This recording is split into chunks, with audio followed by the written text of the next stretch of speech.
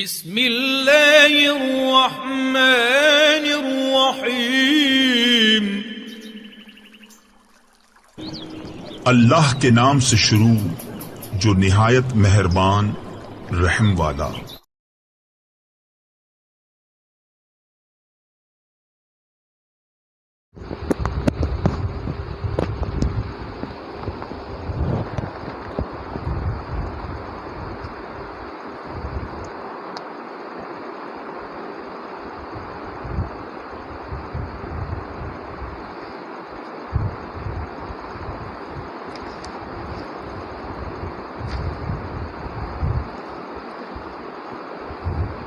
اعوذ باللہ من الشیطان الرجیم، بسم اللہ الرحمن الرحیم۔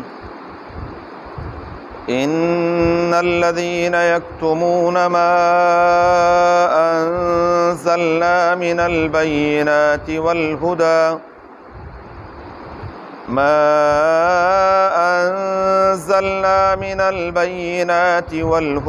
من بعد ما بیناہ للناس فی الکتاب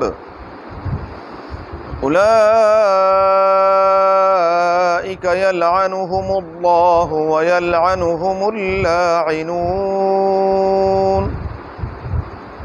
الا الذین تابوا واصلحوا وبینوا فاولئک اتوب علیہم وَأَنَا التَّوَّابُ الرَّحِيمُ۔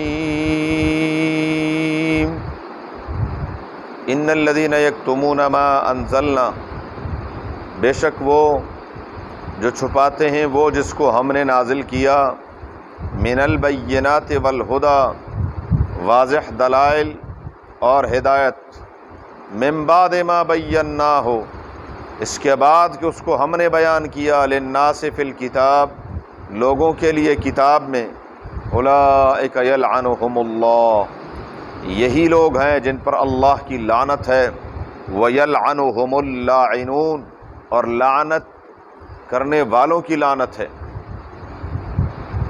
الا الذین تابوا، سوائے ان کے جنہوں نے توبہ کی، واصلحوا، اور اپنی اصلاح کی، وبینوا، اور انہوں نے بیان کیا، فَأُولَئِكَ أَتُوبُ عَلَيْهِمْ، بس یہی لوگ ہیں جن پر میں رجوع کروں گا، وَأَنَا التَّوَّابُ الرَّحِيمُ، اور میں رجوع کرنے والا، توبہ قبول کرنے والا نہایت ہی مہربان ہوں۔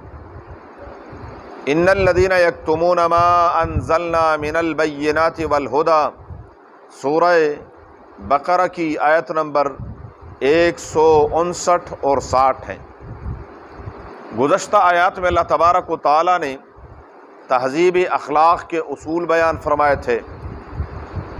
ذکر، فاذکرونی اذکرکم واشکروا لی ولا تکفرون، ذکر الہی، شکر الہی، پھر اس کے بعد صبر، یہ ملت ابراہیمی کا اہم اصول۔ تو بہرحال پھر تعظیم شعائر اللہ، یہ تمام کے تمام اصول اللہ تبارک و تعالیٰ نے بیان فرما دیے۔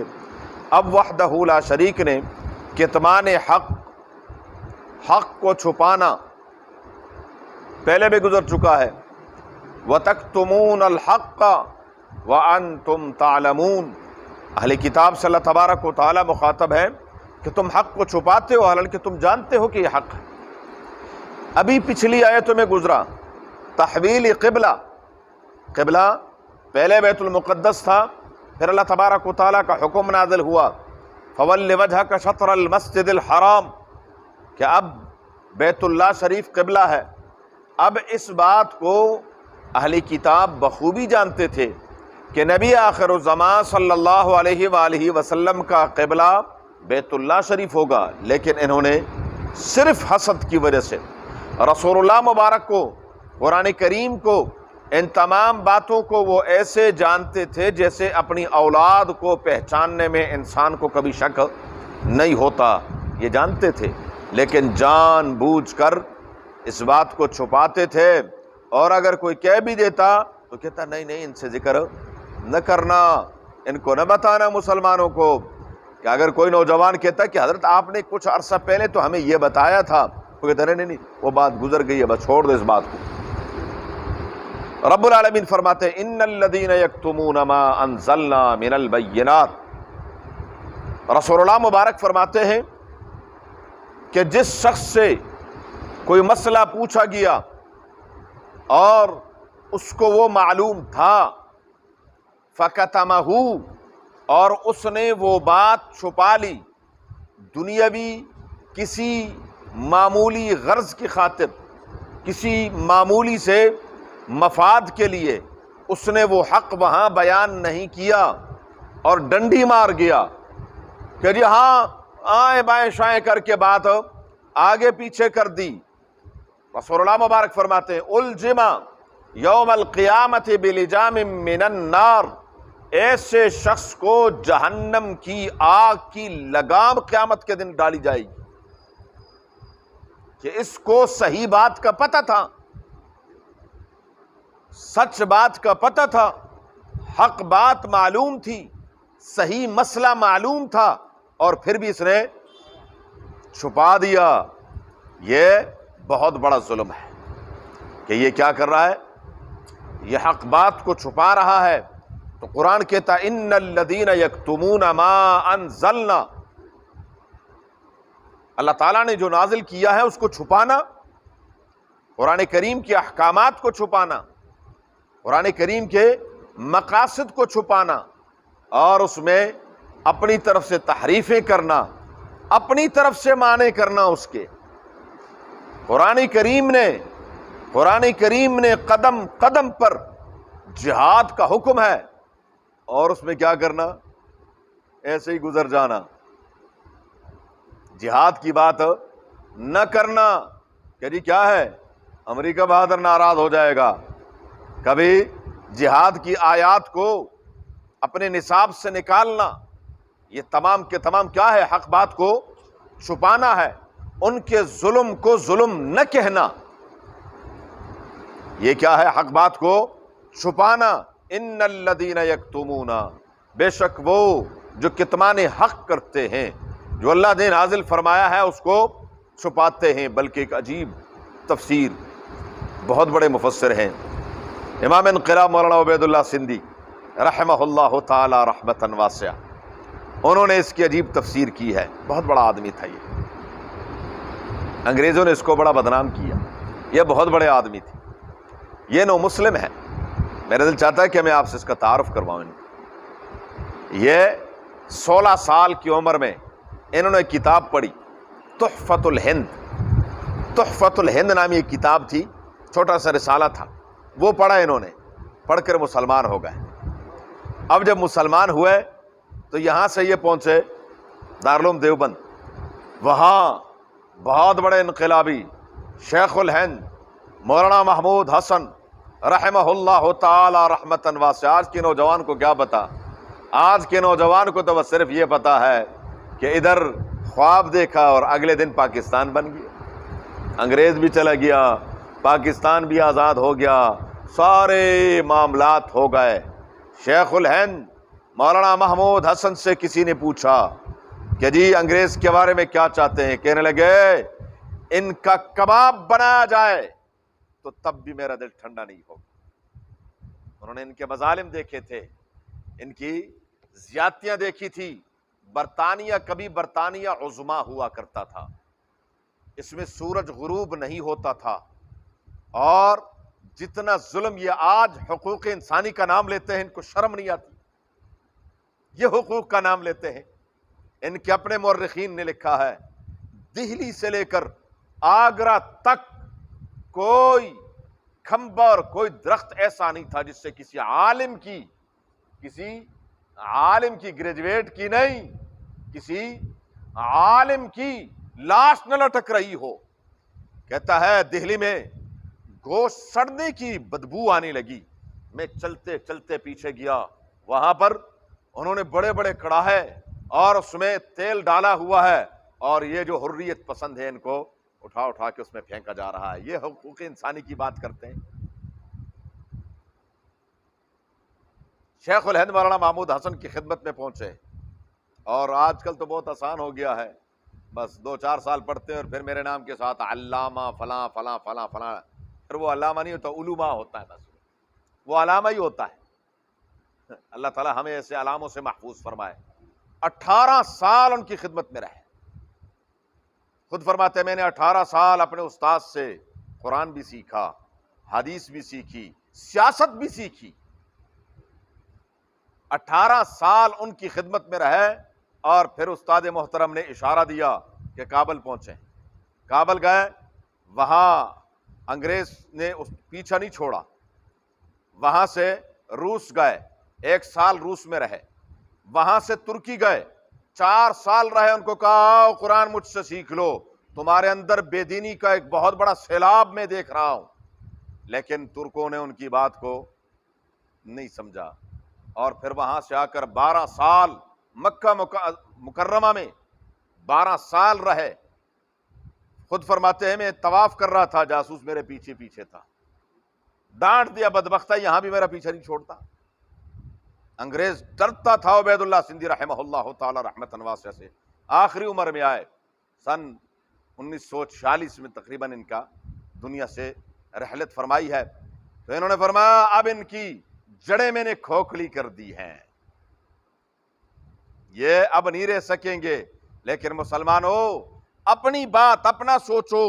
اس آیت کے ذیل میں لکھتے ہیں اپنی تفسیر میں، فرماتے ہیں اللہ نے تمہیں ایک ایسا نظام دیا ہے، تمہارے پاس قرآن کریم ہے، تمہارے پاس آسمانی نظام ہے، اگر تم یہ نظام لوگوں کو سکھا دو گے تو لوگ ہر قسم کی برائیوں سے بچ جائیں گے، اور اگر تم نے اس کو اپنے سینے میں چھپائے رکھا تو تم لعنت کے مستحق ہوگے۔ مسلمانوں ان کو پتہ نہیں ہے کہ مسلمانوں کے پاس کیا کون سا نظام موجود ہے، اور وہ نظام تم نے کیا کیا ہوا ہے، 10 غلافوں میں لپیٹ کر وہ اونچی جگہ پر رکھا ہوا ہے، اور دور سے ماشاءاللہ قرآن کریم کے جی بڑا ہم ادب کرتے ہیں، بہت ادب کرتے ہیں، ہم نے اونچی جگہ پہ رکھا ہوا ہے کہ کبھی ضرورت پڑے گی سالوں میں قسم کی تو پھر وہاں کوئی سٹول رکھے، کوئی سیڑھی لگا کے وہاں سے اٹھائیں گے، پھر کہیں گے ہاں بھائی بتا یہ کام کیا کہ نہیں کیا۔ قرآن اس کے لیے تھوڑی تھا۔ قرآن کریم ان الذین یکتمون ما انزلنا، وہ جو قرآن کریم ہم رب العالمین فرماتے ہیں ہم نے نازل کیا ہے اس کو چھپاتے ہیں۔ اس لیے مولانا عبید اللہ سندھی رحمۃ اللہ علیہ فرماتے ہیں کہ تعلیم جبری ہونی چاہیے، اور مثال دیتے ہیں یورپ نے صرف دنیاوی تعلیم کو لازمی کیا ہے، تو دنیاوی اعتبار سے ترقی کی ہے کہ نہیں کی؟ فرماتے ہیں اگر تم دینی تعلیم کو لازمی کر دو گے کہ ہر بچہ قرآن کریم کو سیکھے، ہاں صرف کوئی شک نہیں ہے، الحمدللہ میں بھی اس بات کا قائل ہوں کہ حفظ قرآن بہت بڑی نعمت ہے، بہت بڑی نعمت ہے، لیکن اس سے ضرورت پوری نہیں ہوتی۔ صرف حفظ نہیں، قرآن کو سیکھے، اور یہ سیکھنا لازمی ہو، تو جب دینی تعلیم بھی لازمی ہوگی تو کیا یہ ترقی نہیں کریں گے؟ ظلم اور جبر سے ان کی حفاظت نہیں ہوگی، یہ ضرور ترقی کریں گے، لیکن کیا ہے تعلیم تو ہے ہی نہیں، برائے نام ہے۔ وہ ہمارے ملک میں چاہے دنیاوی تعلیم ہو چاہے دینی تعلیم ہو، بس صرف برائے نام کیا ہے، ڈگریوں پہ ڈگریاں مل رہی ہیں، آگے کچھ بھی نہیں۔ یہ ڈگری والوں سے پوچھیں، ان کو ایک درخواست لکھنی نہیں آتی ہے، میرے پاس کو درخواست، اسے کہو بھائی درخواست تو لکھ دو، چھٹی کی درخواست لکھنی نہیں آتی، لیکن ہے کیا ہے میرے پاس جی، دیکھیں میرے پاس ڈگری اور مجھے نوکری نہیں مل رہی، ڈگری اس طرح کی ہے۔ اللہ ہمارے حال پر رحم فرمائے۔ ادھر میری حالت یہ ہے، سورہ فاتحہ کا ترجمہ نہیں آتا کہ میں سند یافتہ مولوی ہوں جی، بندہ خدا اچھا سند یافتہ ہے۔ تعلیم کی صورتحال اتنی دگرگوں اور اتنی گر گئی ہے۔ فرمایا ان الذین یکتمون ما انزلنا، وہ جو اس کو چھپاتے ہیں جس کو ہم نے نازل کیا ہے، یکتمون ما انزلنا من البینات والہدی، بینات وہ جو آسانی سے سمجھ میں آئے، صبر ہے، شکر ہے، ذکر ہے، یہ آسانی سے، اور والہدی احکامات، ہدایت، رہنمائی، وہ استاذ کے سامنے بیٹھ کر سیکھنی پڑے گی۔ یہ نہیں ہے ہمارے ہاں جب ماشاءاللہ سرکاری عہدوں سے حکومت ریٹائر کر دیتی ہے کہ بس اب آپ کام کے نہیں رہے. وہ کہتے آج کل جی میں تفسیر پہ کام کر رہا ہوں, آج کل میں ذرا شوق ہے مجھے تفسیر پہ, حکومت نے ریٹائر کر دیا اور یہ حضرت صاحب کیا کر رہے ہیں اب؟ یہ کسی کام کے ہوتے حکومت ریٹائر کرتی؟ کبھی بھی نہیں کرتی. لیکن کیا اس کو بھی پتا کہ اب یہ کیا ہے, ریٹائرمنٹ کے قابل ہو گیا ہے. لیکن اب ریٹائرمنٹ کے قابل ہو کے کیا کر رہا ہے؟ دو چار اردو کی تفسیریں لی اور وہ پڑھ رہا ہے, کچھ ادھر سے لیا کچھ ادھر سے لیا, یہ مفسر بن رہا ہے. ایسا نہیں ہے. والہدا, اس کے لیے استاذ کے سامنے صحابہ نہیں سمجھ سکے, میں اور آپ کیا سمجھ لیں گے؟ حضور نے فرمایا تم پر دنیا کی قومیں ایسی ٹوٹ پڑیں گی جیسے ایک کھانے کے تھال پر بھوکے ٹوٹ پڑتے ہیں. صحابہ پریشان ہو گئے, فرمایا حضور ہم کم ہوں گے کیوں؟ نہیں, فرمایا تمہاری تعداد کم نہیں ہوگی. فرمایا پھر کیوں ایسا ہوگا؟ فرمایا فیکم الوہن, تمہارے اندر وہن آ جائے گا. صحابہ نہیں سمجھے کہ وہن کیا ہے. فمل وہن یا رسول اللہ, حضور یہ وہن کیا ہے؟ فرمایا حب الدنیا و کراہیت الموت. وہن یہ کہ تمہارے اندر دنیا کی محبت آ جائے گی, موت سے نفرت آ جائے گی, تو پھر تم کیا ہوگے؟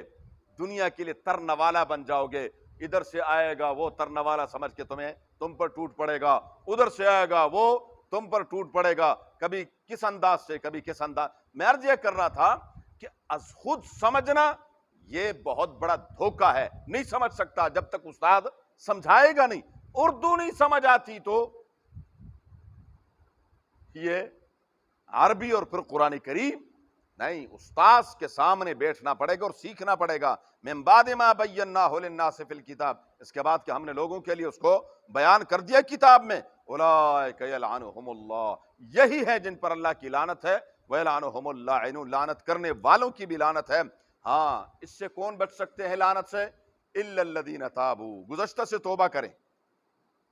یا اللہ جو گزر گئی ہے توبہ ہماری, اور واصلحوا, آگے مستقبل میں اپنی اصلاح کریں, سیکھیں اس نظام کو, اور پھر اس کے لیے کمر بستہ ہو جائیں کہ اس کو ہم نے کیا ہے دنیا میں نافذ بھی کرنا ہے. فرمایا الا الذین تابوا واصلحوا وبینوا, جو آج تک چھپایا ہے, جس حق سے منہ موڑا ہے, اس حق کو اب کیا ہے ڈنکی کی چوٹ پر بیان بھی کرے.